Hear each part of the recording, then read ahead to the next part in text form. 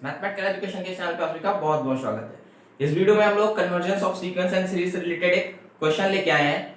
ये question basically एक important type of question है, मतलब इस तरीके के क्वेश्चंस आपके एग्जाम जो होने हैं, चाहे नेट का एग्जाम हो या फिर आपके आईआईटी जैम तक के एग्जाम्स में, ये टाइप का क्वेश्चन बहुत इंपॉर्टेंट है। जैसे हम लोग ने कन्वर्जेंस ऑफ सीक्वेंस में कहा था, एक जो क्वेश्चन होता है कि sequence n is defined as, इस टाइप की जो क्वेश्चन कहा था कि उसकी लिमिट, कन्वर्जेंस, मोनोटोन, ये सब पूछने वाले जो क्वेश्चन हैं वो, और उसके साथ साथ मल्टीपल सेलेक्ट टाइप क्वेश्चन में ये टाइप का क्वेश्चन बहुत इंपॉर्टेंट है। बहुत इंपॉर्टेंट कहने का मतलब है कि हर साल आपको ऐसा क्वेश्चन मिल जाता है। कैसा क्वेश्चन? देखिए, ये हालांकि simplest form of this type of question है, इससे बहुत अजीब अजीब तरह के क्वेश्चन बनते हैं, फिलहाल वो बाद में, आज जो हमारे पास है वो देखते हैं, चाहे सिंपलेस्ट हो चाहे जो। कह रहे हैं कि let an and bn are sequences of real numbers such that, ये इस चीज पे फोकस कीजिएगा, an is equals to bn plus 1, then find out the true statement। ये बेसिकली हमने मल्टीपल सेलेक्ट क्वेश्चन लिया है, मतलब मे बी वन और more question options may be true. So देखते हैं क्या चीज है। एक टाइप ऑफ क्वेश्चन कैसा है, बेसिकली आपके एग्जाम में ऐसे क्वेश्चंस आते हैं कि आपको दो सीक्वेंसेस दे देंगे और उन सीक्वेंसेस को इंटर रिलेट कर देंगे। मतलब जैसे यहाँ पर an और bn दो सीक्वेंसेस दिए हैं, तो an को bn के टर्म में कर दिया, bn को an के टर्म में कर दिया, या an को सेपरेटली डिफाइन कर दिया, bn को सेपरेटली डिफाइन कर दिया, an को भी bn के टर्म में डिफाइन कर दिया और bn को भी an के टर्म में डिफाइन कर दिया। इस तरीके का क्वेश्चन आता है। फिर नीचे आपको ऑप्शन दे देते हैं, तो कहते हैं कौन सा कंक्लूजन करेक्ट है। देखिए, इससे डेंजर टाइप के क्वेश्चन बनते हैं। डेंजर का मतलब कठिन नहीं, डेंजर का मतलब है कि जहां पर आपको ज्यादा सोचना पड़े, बस और कुछ नहीं। कि an की लिमिट यहां पर अप्रोच करे तो bn की लिमिट वहां अप्रोच करेगी, an कन्वर्जेंट है तो bn भी कन्वर्जेंट है। ऐसे क्वेश्चंस आते हैं। बेसिकली हम लोग ने सिंपलेस्ट फॉर्म लिया है, जहां पर लिमिट का कोई लोचा नहीं है, सीधे स्टेटमेंट बेस्ड क्वेश्चन है, तो ये सिंपलेस्ट फॉर्म है। बट आप इस तरह के क्वेश्चंस को प्रैक्टिस कीजिएगा जो थोड़ा उस तरीके के हो। हम भी कोशिश करेंगे कि अगर कहीं मिलते हैं तो लेकर आए। सिंपली दे क्या रखे हैं, an को bn के टर्म में डिफाइन कर दिया है और फिर चार ऑप्शंस दे रखे हैं। चार ऑप्शंस, पहला ऑप्शन है कि कन्वर्जेंस ऑफ ये देखिए, सिंपली अगर an आपकी एक सीक्वेंस है, कौन सीक्वेंस है? an, तो सिग्मा n क्या होगी? हमारी सीक्वेंस की सीरीज। उसी तरीके से bn अगर आपकी एक सीक्वेंस है तो सिग्मा bn होगी हमारे सीक्वेंस की सीरीज। सिंपल टर्म है ये तो अब पहला ऑप्शन कह रहे हैं कि कन्वर्जेंस ऑफ सीरीज an, मतलब an सीरीज की कन्वर्जेंस इंप्लाइज करेगी, implies to convergence of sequence bn but not converge. Option के कहने का मतलब है कि अगर आपकी an सीरीज की जो ये en सीक्वेंस की जो ये सीरीज है, इसकी कन्वर्जेंट, मतलब अगर ये कन्वर्जेंट है तो ये इंप्लाई करेगा कि आपका bn सीक्वेंस भी कन्वर्जेंट हो। ठीक है, पर आगे भी ये ऑप्शन कह रहे हैं but not converge. But converge true होना नहीं है, मतलब कन्वर्ज नहीं ट्रू है, मतलब अगर हमें ये पता हो कि bn सीक्वेंस कन्वर्जेंट है। कौन कन्वर्जेंट है? bn sequence. तो ये सीरीज ऑफ an की कन्वर्जेंस के बारे में कोई नॉलेज ना दे, मतलब ये ना कहे कि an नेसेसरली कन्वर्जेंट ही होगी। मतलब पहले ऑप्शन के कहने का मतलब है कि सीरीज an की कन्वर्जेंट कहे कि bn सीक्वेंस कन्वर्जेंट होगी, बट bn सीक्वेंस की कन्वर्जेंट ये ना कहे, मतलब ना कहे कि सीरीज an भी कन्वर्जेंट होगी। आई बात समझ? ना कहने का मतलब समझ आया? उसको मैंने दो बार क्यों हाईलाइटेड किया कि हो सकता है कि bn सीक्वेंस कन्वर्जेंट होने पे an भी कन्वर्जेंट हो सकता है, बट नेसेसरी नहीं है, मतलब जरूरी नहीं है कि ट्रू ही हो। आई बात समझ में? दूसरी चीज, ज्यादा नहीं बोलेंगे नहीं तो और कंफ्यूजिंग हो जाएगा। बी ऑप्शन दे रखे हैं कि convergence of series an implies that convergence of series bn। ये तो सिंपली वन वे स्टेटमेंट है कि सीरीज an की कन्वर्जेंट ये बात कह दे कि आपका सीरीज bn भी कन्वर्जेंट है। ठीक है, third option, convergence of series an implies that convergence of sequence bn and converge is also true। अब ये पहले वाले का कंप्लीट स्टेटमेंट बना रहा है। इसके कहने का मतलब है कि अगर सीरीज an कन्वर्जेंट हो तो वो क्या है कि सीक्वेंस bn कन्वर्जेंट है, और सीक्वेंस bn कन्वर्जेंट हो तो वो क्या है कि सीरीज an कन्वर्जेंट है। जबकि पहला ऑप्शन क्या कहता था कि सीरीज an की कन्वर्जेंट तो bn को कन्वर्जेंट क्या है, बट bn की कन्वर्जेंट an की कन्वर्जेंस, इस सीरीज an की कन्वर्जेंस के बारे में कुछ ना कहे। चौथा ऑप्शन जो कि मुझे लगता है आपको कि ऐसे ही दे दिया सिर्फ और सिर्फ इसको मल्टीपल सिलेक्ट टाइप क्वेश्चन बनाने के लिए, और क्वेश्चन बहुत हेल्दी नहीं है, बहुत कन्वेंशनल नहीं है, वो और भी ज्यादा मिक्स अप करके देंगे कि एएन के बारे में नॉलेज देके बीएन के बारे में पूछेंगे, बीएन के बारे में देके एएन के बारे में पूछेंगे, तो वो आपको ज्यादा टेस्ट करेंगे। ये सिंपलेस्ट फॉर्म ऑफ क्वेश्चन है, इसको आप शायद बिना देखे भी टिक कर सकते हैं, नहीं देखना तो पड़ेगा ही। लेकिन convergence of series a n implies the convergence of sequence a n, ये तो सिंपलेस्ट है। इसके पीछे का आइडिया क्या है ये एक बार हम लोग फिर से डिस्कस कर देते हैं कि अगर फिर भी आपको नहीं पता है तो एक बार आपको पता हो ही जाए। क्या पता हो ही जाए? देखिए, पता हो जाने का क्या मतलब है?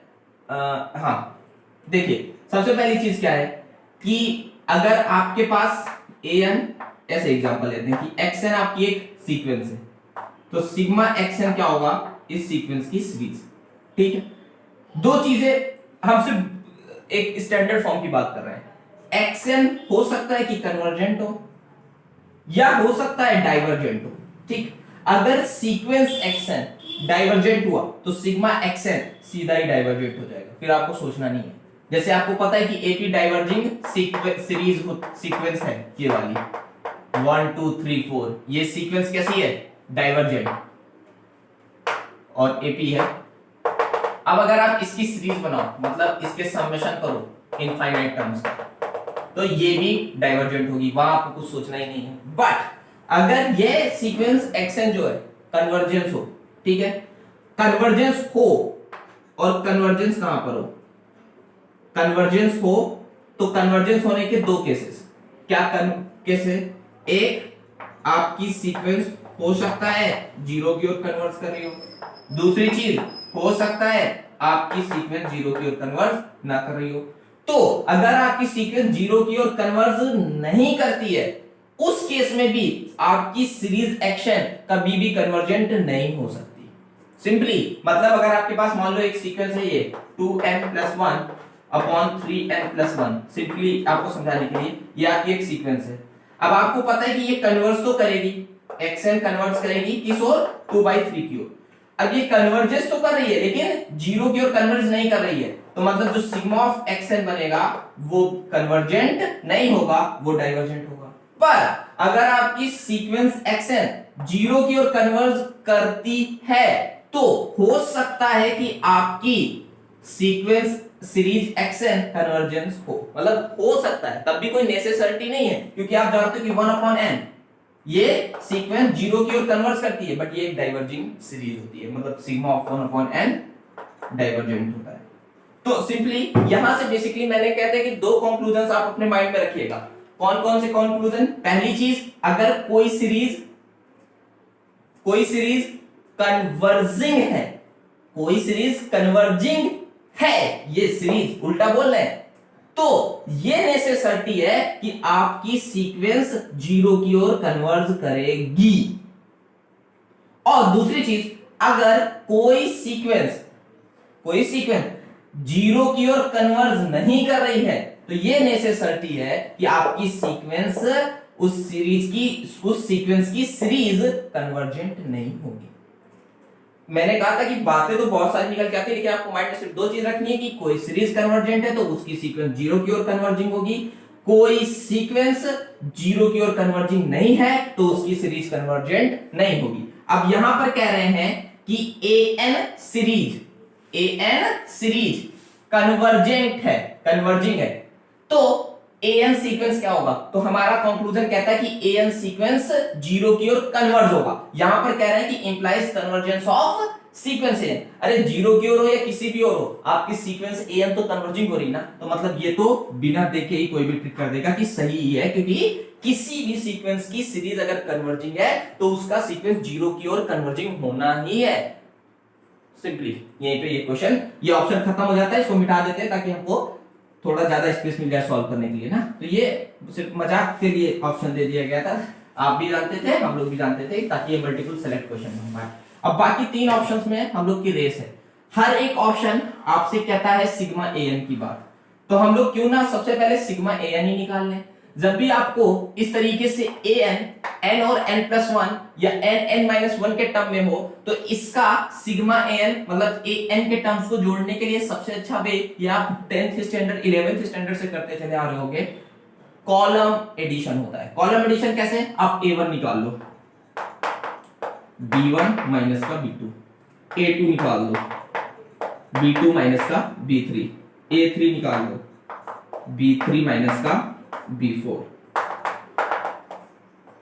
an निकाल लो, a bn माइनस का bn+1, सारे ऐड कर दो,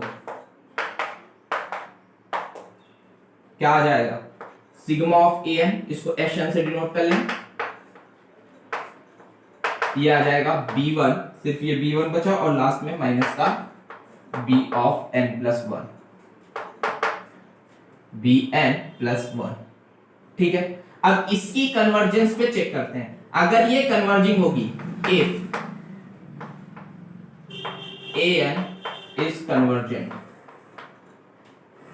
if an is convergent, then this implies limit of Sn is equals to L, जहां पर L कोई फाइनाइट और यूनिक होगा।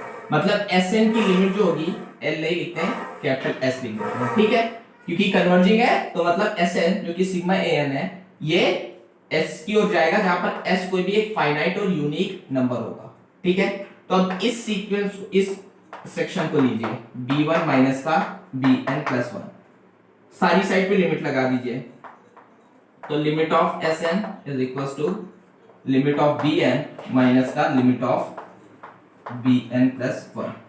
अब देखिए Sn क्या आ गया, फाइनाइट, b1 एक वो कांस्टेंट होगा, मतलब b सीक्वेंस का फर्स्ट टर्म, और माइनस ये भी एक रियल नंबर होगा और फाइनाइट, लिमिट ऑफ bn+1।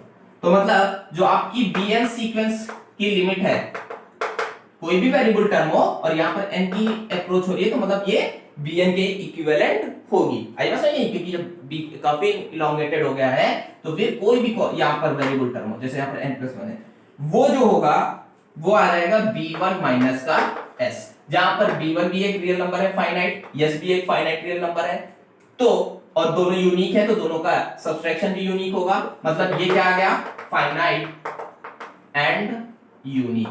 तो मतलब क्या हो गया, इसका मतलब हो गया कि अगर आपकी सीक्वेंस सीरीज an कन्वर्जिंग है तो सीक्वेंस, ये सीक्वेंस हो रहा है, यहाँ पर सिग्मा विग्मा नहीं लगा, सीक्वेंस bn भी कन्वर्जिंग होगी, और कन्वर्ज कहां की ओर करेगी, b1 minus s, b1 minus s। इससे क्या कंक्लूजन मिला, तो पहली चीज तो हमें ये पता चल गया कि सिग्मा an की कन्वर्जेंस ये बताती है कि आपकी bn भी कन्वर्जिंग होगी। ठीक है, तो अभी ये दोनों ऑप्शन हमारे माहौल में बने हुए हैं, दोनों ट्रू हो सकते हैं। ये ऑप्शन के बारे में अभी हमें कोई कंक्लूजन निकाला ही नहीं, इस ऑप्शन के लिए हमें सिग्मा bn का कंक्लूजन चाहिए। सिग्मा bn के कंक्लूजन हमें सीधा ये मिल सकता है, सीक्वेंस और सीरीज की कन्वर्जेंस के बीच का जो इंटरमीडिएट वैल्यू है वो ये है कि अगर bn सीक्वेंस जीरो की ओर कन्वर्जिंग होगी तो हम एक डाउटफुल रिजल्ट पे पहुंचेंगे, लेकिन हो सकता है bn सीक्वेंस की कन्वर्जेंस नॉन जीरो की ओर भी इंप्लॉय कर रही हो, तो फिर हम एक वो पुख्ता सबूत की ओर पहुंचेंगे। तो देखिए bn की जो लिमिट है वो b1 माइनस s की ओर अप्रोच कर रही है। जरूरी तो है नहीं कि b1 और s इक्वल हो, तो ये भी जरूरी नहीं है, it is not necessary that limit of bn, it is not necessary that limit of bn approaches to zero. ये कोई नेसेसिटी नहीं है, हो भी सकता है नहीं भी हो सकता। तो अगर ये नेसेसिटी नहीं है तो मतलब सीरीज an की कन्वर्जेंस इस बारे में कोई नॉलेज नहीं देती कि आपकी सीरीज bn कन्वर्जेंट ही होगी। तो मतलब ये हो भी सकती है नहीं भी हो सकती है। एक केस है जहां पर b1 बराबर s हो जाए, उस पे हो सकती है, बाकी किसी भी केस में कन्वर्जेंट नहीं होगी, क्योंकि अगर कोई सीक्वेंस जीरो की ओर कन्वर्ज नहीं कर रही है तो उसकी सीरीज कन्वर्जेंट नहीं हो सकती है। तो ये ऑप्शन एलिमिनेट हो गया, पहला एलिमिनेशन हो गया। ये बेसिकली ये क्वेश्चंस एलिमिनेशन मेथड से ही किए जा सकते हैं। अब दो ऑप्शंस में, दोनों ऑप्शंस में पहली चीज तो सही थी, दूसरी चीज गड़बड़ कर रही है। कन्वर्ज अगर ट्रू हो जाए, क्या bn की कन्वर्जेंस सिग्मा एन की कन्वर्जेंस के बारे में कुछ बताता है?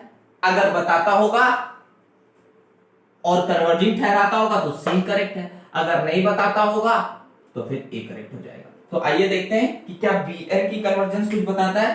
तो इस वाले इक्वेशन से चलिएगा कि एस एन जो कि sigma s b one minus b n plus one. अब देखिए वही चीज, अगर हम मान लें कि बी एन जो है आपकी एक कन्वर्जिंग सीक्वेंस है, बी एन जो है आपकी एक कन्वर्जिंग सीक्वेंस है, तो बी एन की लिमिट कोई फाइनाइट या यूनिक नंबर तक जाएगी, उसी को बी एन प्लस वन की लिमिट कह सकते हैं। अब पूरे में लिमिट लगाएंगे तो limit of s n is equal to b one minus का एल हो जाएगी।